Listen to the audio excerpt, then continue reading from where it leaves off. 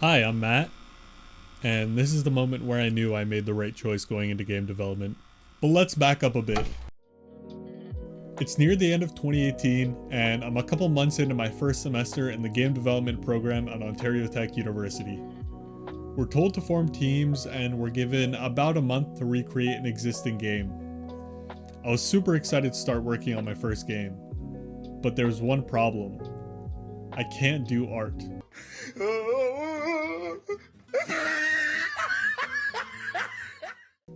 So I needed to find an artist to work with. Hey. Okay, then. Hey, I'm Marcus. And the team that I was on had some decent art, but we sure as hell didn't know much about programming. So Matt's team and mine kind of collided, and that's how we ended up working together. And with Marcus on board, it was time to get started. This project was pretty tough. We only had a month to make it on top of our full course load. On top of that, we used a bare bones sprite rendering framework given to us by one of our profs instead of having access to a full game engine. We had to recreate an existing game and chose to go with Super Mario Bros. Since we felt like we had just enough time to get the base mechanics in. We swapped out Mario with our teammate, Mike, and designed the different power-ups based on people in our program. The best part for us though was swapping out Bowser for our math prof, who throws failed assignments at you instead of fireballs, and it was a lot of fun seeing his reaction while playing it.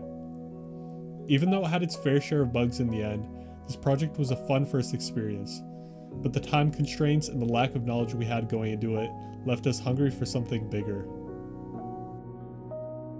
Going into our second semester of the program, we ended up shuffling our team around a little bit. We had some roles that we needed to fill, and thankfully there were some people around that were willing to join us. Hey everyone, I'm Christian. I'm the project manager and lead sound designer for Jam-Packed Interactive. I'm also 26, which apparently makes me the old man of the group. Don't know how that works. I actually started off at Carleton University doing a business degree, but I decided I don't want to be a boring business guy. I want to make video games, because that's fun and cool. But that's when I met up with the Jam-Packed guys, and everything's been great since then. Now that we had Christian to help keep us on track, we were excited to dive into a new project and finally make our own original game. We had the full 3-month semester this time, although we still had our other 5 courses to worry about as usual. We had to use the Cocos 2D game engine, which ended up being a bit of a nightmare since we weren't allowed to use a version that included the editor window, and we had to implement a lot of common game engine features ourselves due to course requirements, such as collision detection, physics, an animation system, tile map generation, etc. The game we made was called Echoes of Rem. We initially decided we wanted to make a 2D platformer boss rush game, inspired by games like Castlevania and Hollow Knight, but focusing only on the boss battles since we didn't have time to create a whole world around the game. The main thing that would set our game apart was the grapple hook mechanic that you'd use to move between platforms quickly. The idea was to create frantic gameplay where you're constantly switching between attacking the boss and being quick on your feet to dodge attacks by grappling to different platforms nearby. So we started drafting a bunch of boss ideas, like a parasite spawner, an ice boss that makes the environment slippery, a pair of flying bosses that work together, a boss that completely alters the environment throughout the fight, one boss that chases you, making you run through a whole platforming segment throughout the fight. Oh, and what if each boss appeared in a random order and each dropped a new attack for the player? And then we started actually working on the game, and it turns out it takes a lot longer to make this stuff than we thought. What we ended up with though was our grapple hook platformer with a small introduction level and 1 boss fight. Even though we didn't have nearly as much content as we planned, we were happy with the level of polish we were able to add in a pretty short time frame.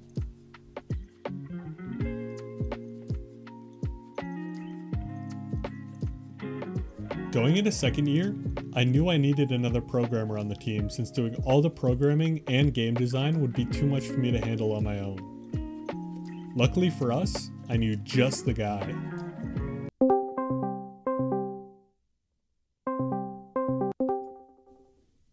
Yo, Miles, you want to join Jam-Packed? Hype. And so I joined Jam-Packed. That's when we began work on making our next game. But before coming up with a game idea, we first had to tackle the all-important task of choosing a game engine. Now there's so many cool choices like Unity, Unreal, Godot, GameMaker, but in the end we chose to go with Unity 3D, mostly because... Stop! You violated the law! So yeah, turns out we had to make our own game engine because of course requirements. From scratch. In C++. Good thing I like C++. And so Oil 3D was born. A ragtag game engine held together with popsicle sticks and duct tape.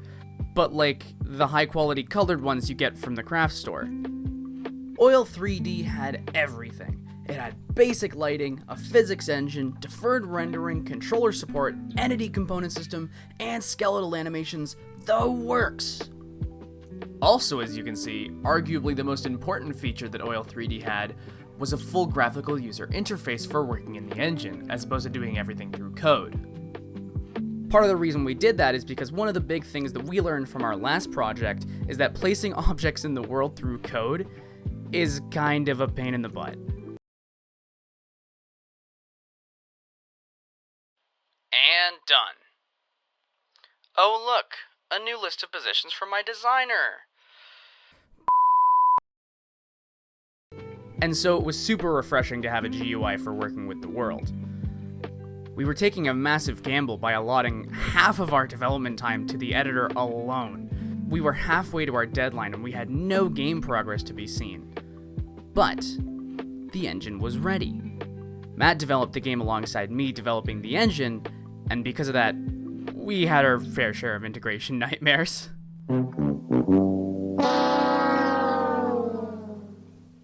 But after all was said and done, we had finally done it. Washbucklers. Washbucklers is a 2v2 pirate party game about causing mayhem, flinging garbage to the enemy ship, and keeping your ship clean. We originally thought of having the game revolve around destroying and repairing the ships, but once someone threw out the idea of throwing around garbage instead, we thought it would fit the more goofy style of game that we were going for. The core mechanics of the game revolve around the 3 garbage piles on each ship. The garbage builds up automatically over time, but we also added cannons at the bottom deck of each ship that can be loaded with garbage to fire at the enemies, and the cannons can be pushed to target different garbage piles on the enemy ship. To clean the garbage piles, you first need to use a bottle of cleaning solution, and then clean the rest up with one of your mops. Unlike all the other items in the game, the mops do not respawn, and each ship only gets 2 of them, which leads to some fun strategies of stealing a mop from the other team and hiding it somewhere on your ship. We had a ton of fun stealing mops from each other while playing, but we wanted there to be a better way of going about it rather than just waiting for the opponent to drop one, so we added a glass bottle that spawns on the deck between the 2 ships for the players to fight over. Throwing the bottle at a player makes them drop their items and stuns them for a moment, giving you a chance to steal their mop and just generally cause some chaos. Also, bottles of a sticky substance we call gloop can be poured on the enemy's garbage pile, making it take twice as long to clean. Once a garbage pile builds up too much, it becomes uncleanable, and once all 3 garbage piles on a ship gets to that point, that team loses. With these mechanics in place, along with slapping object physics on all the items, we were happy with the goofy, chaotic party game we ended up with. It was a lot of fun to play against each other, and seeing the kinds of strategies and funny scenarios that would come up while watching other people playtest the game.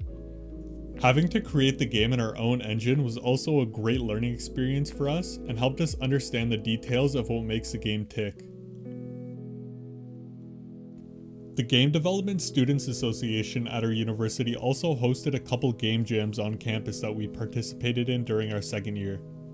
Being able to work on game jams in the same room together was a lot of fun, especially being able to walk around to other teams' rooms and mess around as well. First up was GD Jam. The theme was A Gift You Could Not Give.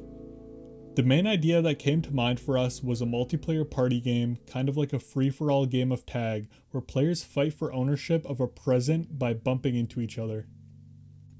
We went with a 2D top-down game with movement that was very momentum-based and had the character bouncing off walls and objects very easily, but gave just enough control to provide outplay potential.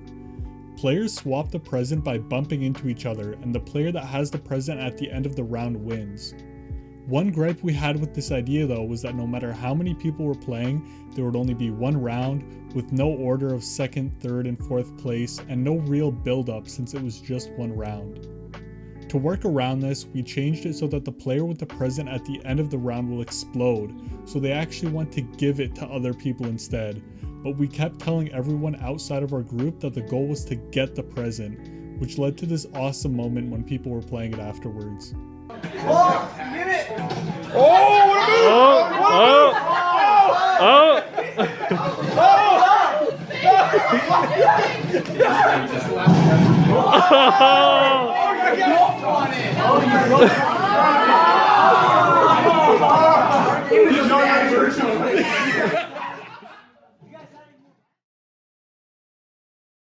The second game jam was Global Game Jam, and the theme was repair. We had a few ideas floating around, but we really liked the idea of having a sort of platformer where you repaired the level as you were playing. We weren't exactly sure how we wanted to go about this though, since we didn't want to make something that was too generic. The final idea that we ended up going with was a platformer mixed with a sliding tile game, where you would slide the pieces of the level around to work your way towards the exit. With an eventful second year behind us, it was time to figure out what our next project was going to be. We also had a few spots on the team. Wait, who's that? Prepare for trouble. Make it double. To make games with innovation. To shine a light on our creation. To announce the game that you will love. To take our games to the charts above. Nathan. Riz. Alright, let's not do that again. Anyways, hey everyone, I'm Chris, Jampack's other artist.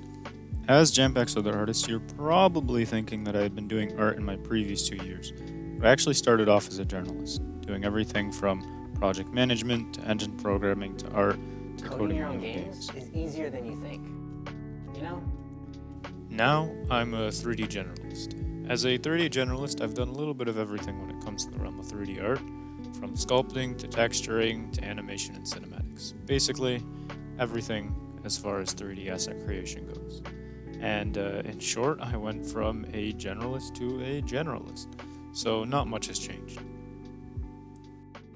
And at long last, it's my time to shine.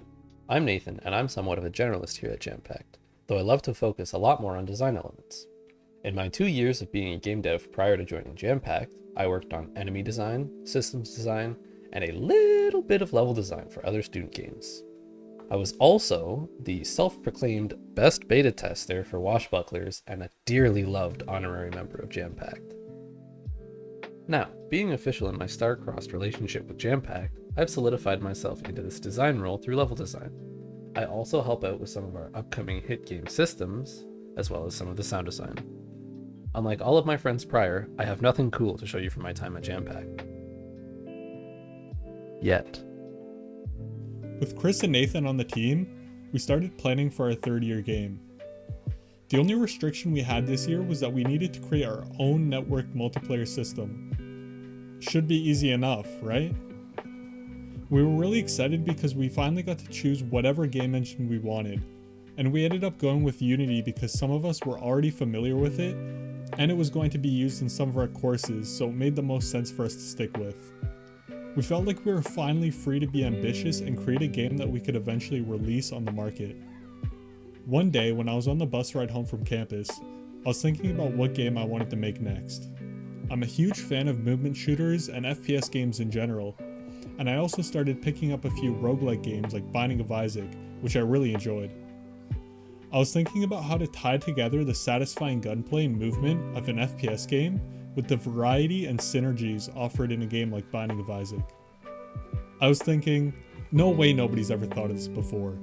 So when I got home, I did some searching and I found a few games that fit the genre.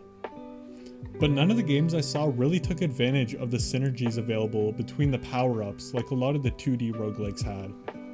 So I spoke about it with my team, and eventually we decided to take this idea on as our third year project, with the goal of eventually getting the game on the market.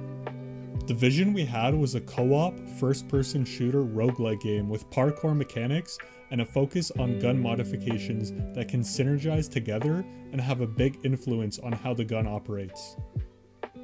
Okay, maybe we still haven't learned much about setting a reasonable scope after all these years, but we really wanted to make this idea work. We ended up having a small demo of the core gameplay at the end of our third year, and we've continued working on it. There's a ton of details to cover in this game though, so if you want to see a devlog series, make sure to let us know in a comment below. And that wraps up our past 3 years of game development in university. We really want to stick together as an indie studio, so if you enjoyed the video, please consider supporting us by subscribing and leaving a like. We'd love to bring more content to this channel and show you what we're working on. Thank you for watching.